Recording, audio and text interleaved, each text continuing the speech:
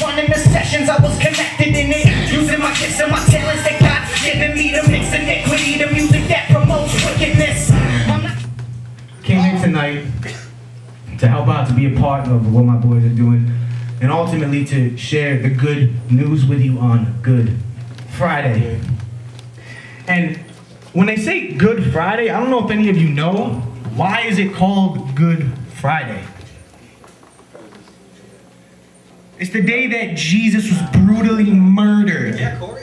Right? I don't know if any of y'all noticed this, like, the most significant man in history was unjustly, brutally murdered.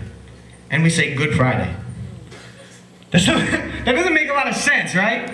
I don't know about you, but like if I say like, what's today's date? You're like, oh dude, it's April 10th. It's like, you know that's April 10th because Jesus died and they decided to make a time system off of his life, right? Like this dude's pretty important and he was brutally murdered and killed on a cross, crucified. The most shameful death of that time. And we call it Good Friday. Wow, that's crazy. The good news is this, is that there's been beef between you and me and God because he is holy and righteous and just. And we are sinful people because we fall short every day. And the good news is this, is that while we had beef with God, he decided to send his son Jesus to live a life without sin.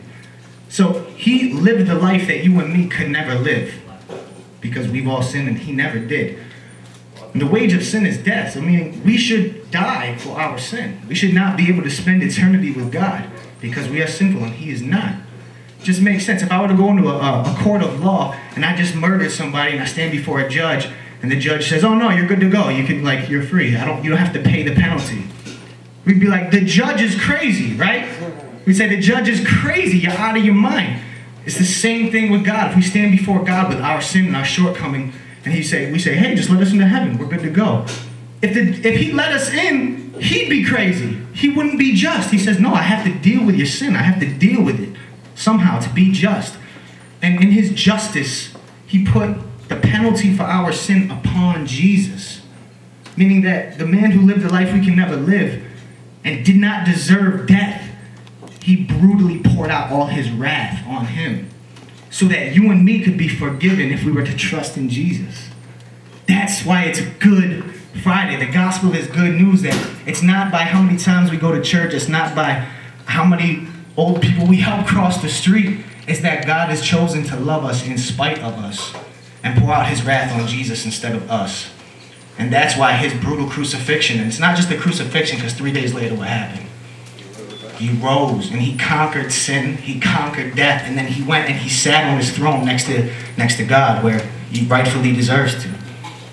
That's why it's good news. And so that's why the brutal murder of Jesus is good news. And what they did to him was they crucified him on the cross. And I want to talk about that a little bit because if we do not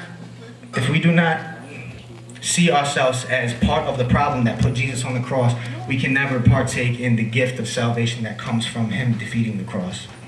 So, I'm going to talk about it, the cross, right now. Go ahead and put that song on, man. This one's called The Cross. Jesus goes to the cross and says what? It's finished. Jesus is God.